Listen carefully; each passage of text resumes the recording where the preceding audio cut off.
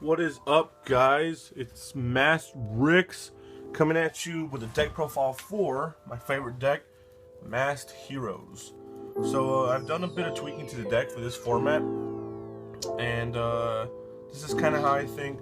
This is how I'm going to be running the deck from here on out. I'm testing a few things, but yeah, guys, let's get into it so I can show you. So for the hero lineup, we're running one alias, triple Boba Man, and triple Shadow Mist. Pretty standard, you know, everybody knows. And then we are running 2 Summoner Monk and 2 Goblinberg. That's it for the monster lineup. Pretty standard that you see in most hero builds. My build's more, you know, protect the castle, kind of, you know, protect Darklaw, because Danklaw is such a powerful floodgate. You know, he's a beast. What can I say? He's my father. I love him. So yeah, that's it for the monsters. That's 11 monsters. And I'm still running Alias in my build. A lot of builds I've seen, you know, online. Sorry. A lot of builds I've seen only run one Alias. Or I'm sorry, don't run them at all. I feel like with Cosmos being the most prevalent deck right now and Monarchs, you just don't have a lot of things to get over 28 booty. So when he comes out with Koga, he's an automatic 3k if your opponent has at least one monster. So I really like Koga, and that's why I choose to still run Alias. So yeah. And then for the spells, I'm running for the 3 ofs, triple Hero Lives. Not much needs to be said. It's Hero Lives, guys. You gotta get to Darklaw turn 1. If not, you know, you struggle from there on out. So paying half your life points really isn't that much of a cost when the card you bring out with it is a fucking Macrocosmos on legs. So yeah, so triple Hero Lives. And then for another 3 ofs, I consider it the same thing pretty much. 2 E-Call and 1 Rhoda. You know, just consistency for the deck. The deck can struggle at times with consistency, so, you know, searchers. And then, of course, Heart and Soul of the deck. 3 Mass Change, because, you know, Danklaw, Acid, Koga, Anki. Yeah, you know, not much more needs to be said about this. And then for 2 ofs, I'm running 2 Instant Fusion.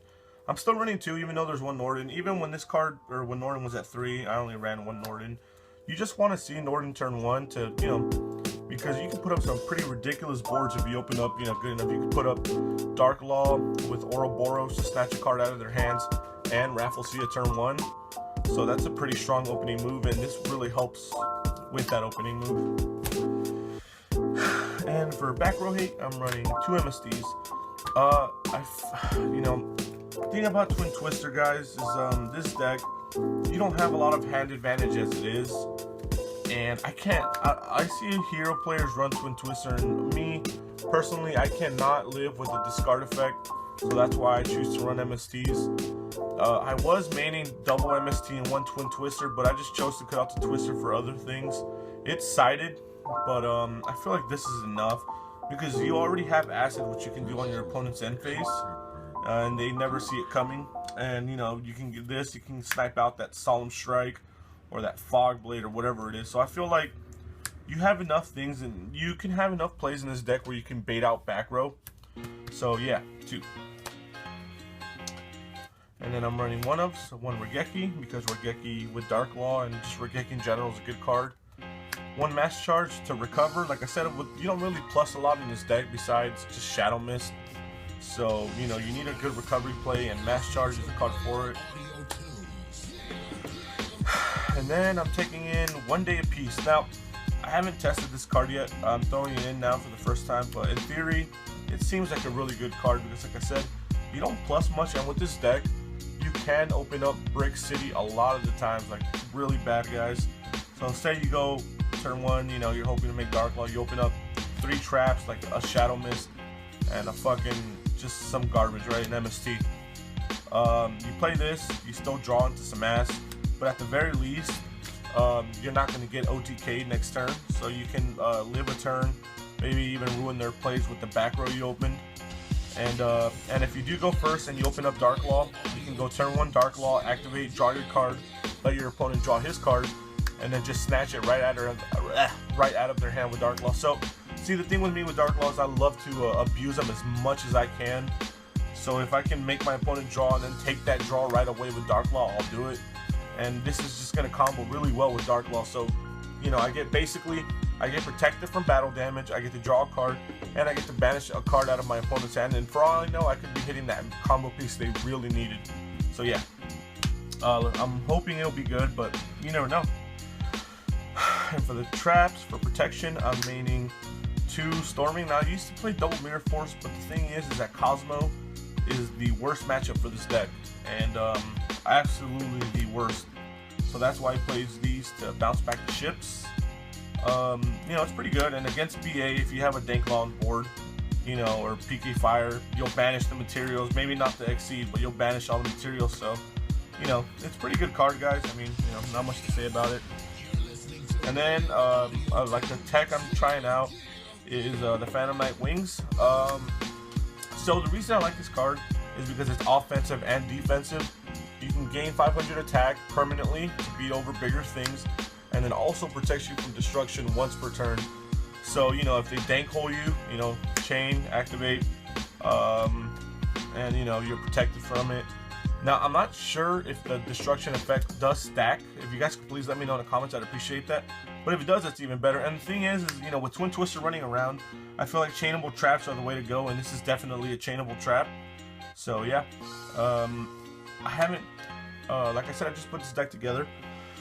I haven't tested it out yet, but in theory, it should combo very well with Dark Law. Like I said, it can be offensive, you know, in battle phase. A 2800 Monarch goes to beat over my Danklaw. Activate, Dark Law becomes 2900.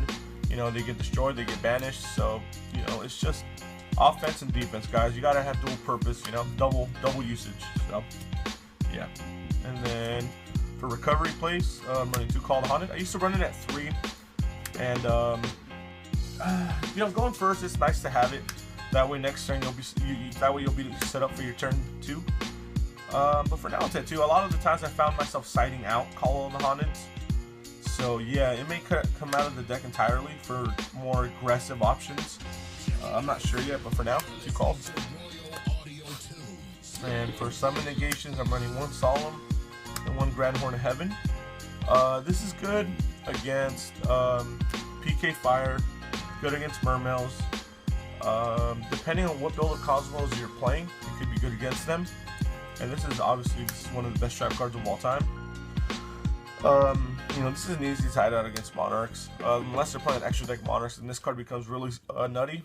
If I had a Solemn Strike, I probably would play Strike over this, but even then, the life point cost does get a bit high at times. Yeah.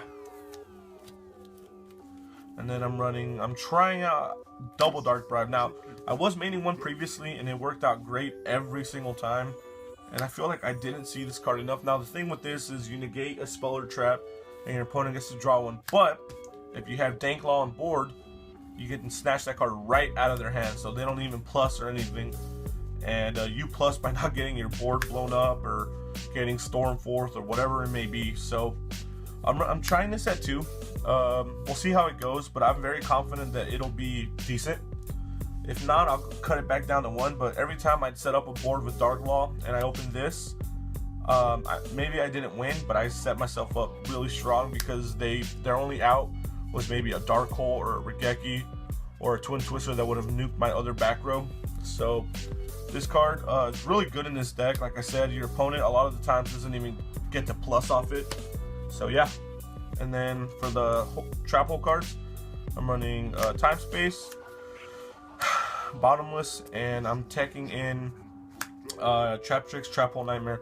Now the thing is with Cosmo, guys, like I said, these are decent against Cosmos, but the thing I hate the most is that if they bring out a big ship, I always lose to Dark Destroyer because sure, I can get rid of it or put it back in the deck, but the point is that they're popping my Dark Law with that Dark Destroyer effect. So that's why I'm throwing this in. So when they summon it, I go ahead and just activate. When they activate effect, I can just go ahead and dump this and negate the pop effect, destroy it, and the ship will get banished if I have Dark Law on board. So it helps keep my board intact, I'm sorry. And this is good against just about every deck. Monarchs, PK Fire, somewhat, not really. This is good against BA, any Pendulum deck you may run into, Mermail. So yeah, guys, 3 holes. And that's it for the main deck, and that's gonna be, I believe, 40 cards. So on to the extra deck. For the extra deck, I'm running double Dark Law. I was running 3, but I never found myself needing a 3rd Dark Law. You know, you just never know when you'll need the 3rd Dark Law. So here, I'll put this on top since it's OP. You guys can look at that other one. So yeah, 2 Dark Law guys. We all know how good he is. You know, Walking Floodgate, one of the best cards in the game. So double Dark Law. Never found myself needing a 3rd, but you never know. And then I'm running for the Max Heroes. I'm running 1 Anki. I was considering cutting him out when Pendulums were the best deck, but now the Pendulums are gone. He's actually come in clutch quite a few times, so you know, I'm glad I kept him in the deck. So yeah, Acid, you know, Acid blows up all the back row. It's just really good. If you open up shit and you can protect yourself, what you can do is you can set a Bubble Man face down, set your back row, protect yourself for a turn, and on M phase when they go to set everything, activate, mass change the Bubble Man, because you can mass change face down, bring out Acid, blow up their whole back row. You got an Acid on board and you got plays ready to go on your turn. It happens a lot. It's ridiculous that if you do that, it's usually game.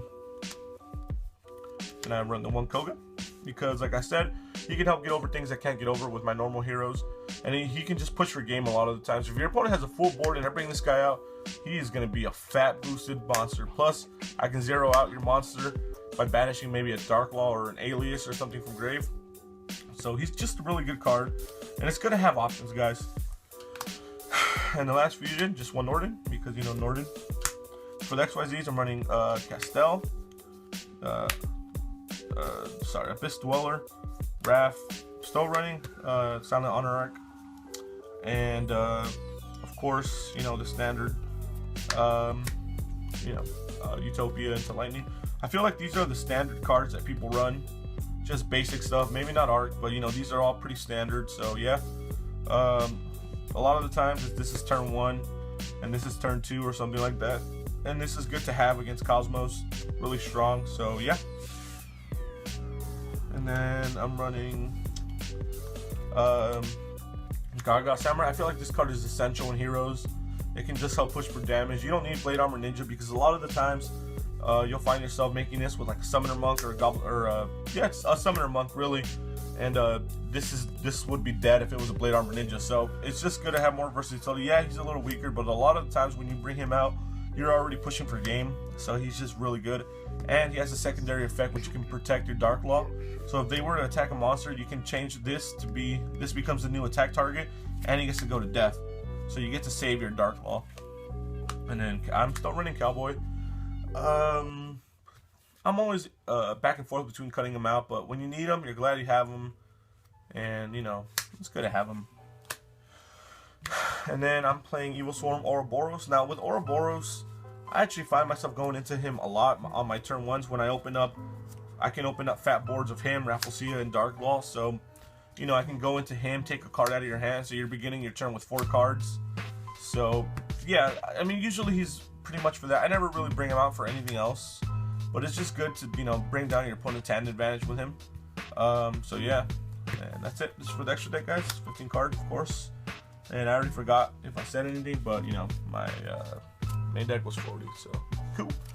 And for the side deck, we're running triple maxi for Mermails, PK Fire, Burning Abyss variants. It's really good. I would never main this because this deck you opt to go first, and this could conflict with opening up Dark Law turn 1, and you definitely don't want to do that in this deck. So that's why I could personally never main this card. But as a side, it's definitely good because if you're playing heroes, your opponent knows to not let you go first. So you side these in, you could probably take out Call of the Haunted or something you don't want to see in your opening hand going second. So yeah, like I said, Call of the Haunted is an easy side out. Probably take out one of the trap holes and put in these 3. So yeah. And for PK Fire, 2 Flying Seas. You don't need to play 3 because when I'm siding for PK Fire, I'll generally side in the Maxis. So the Maxi will help you draw into this. So yeah, guys, I mean, it's good, you know, it just stops them from making exceeds. So yeah. And then I'm doing a double Dark Hole for Domain Monarchs. You know, just to clear those big annoying boards that don't let you play the game. It's pretty annoying. I guess it's good against Mermails. you know, or a pendulum deck, they bring out Harbinger. You dark hole it, they negate it, you dark hole them second time. So yeah, it's good to have destruction. And 2 system downs for, you know, Cosmos. Obviously, this card's not going to be that very good anymore now that, you know, they got their new support. But I don't know what else to set for Cosmos, honestly. So 2 system downs. And then for trap heavy decks, you know, like PK Fire or Pure Burning Abyss, trap stuns. I feel like this card's still really good. Just, you know, shuts off traps. You go for game. Usually, if I resolve a trap stun, I'm going for game, and I win most of the time. And then I'm doing a 1-to-1 Twister, just more back row hate. You know, I'd probably side another one, but for now it's fine like that.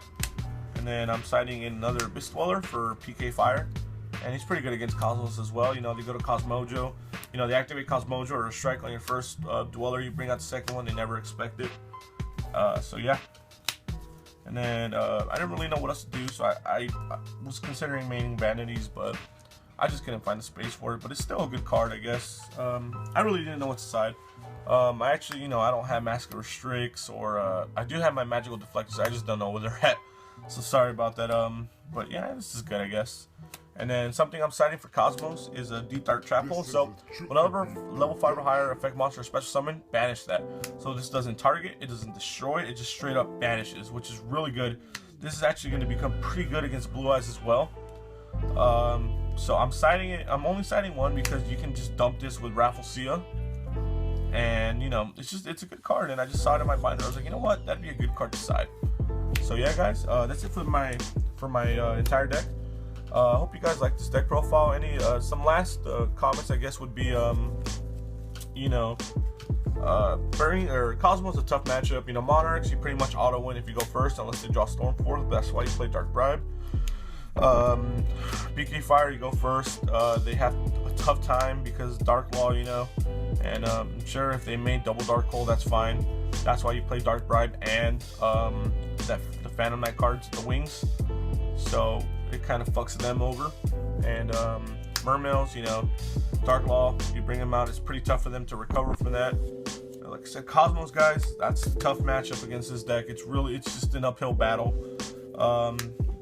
Yeah, I feel like every other matchup is relatively not easy, but just much not as hard as Cosmos.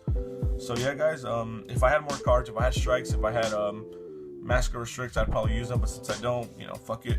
So yeah, guys, that was my deck, and I hope you guys enjoyed this deck profile. And shout out to one of my subscribers, Bookworm, who kept telling me to do this deck profile. Sorry, I've just been really busy with work, guys, and I'm not gonna lie to you. I'm not gonna lie. I got an Xbox One, you know, because I've been making that paper. I've been playing that shit like a lot, so that's why I haven't been uploading videos. I have like so many duels I need to upload and all kinds of shit, so I'm gonna get back to doing that, guys. Thank you for your support, Bookworm. You make me want to keep making videos. You're a cool guy or girl. If you're a chick, send me titty pics. So yeah, thank you for the support, man. You're a cool guy, and you know, I'm doing this deck profile for you, so thank you, man. And yeah, guys, that's my deck profile. Don't forget to eat my ass, and keep playing heroes, guys. Heroes are dope, and you guys, you know, fuck the meta, guys. Fuck the meta. Anti-meta all day. So thank you guys for watching. Peace out.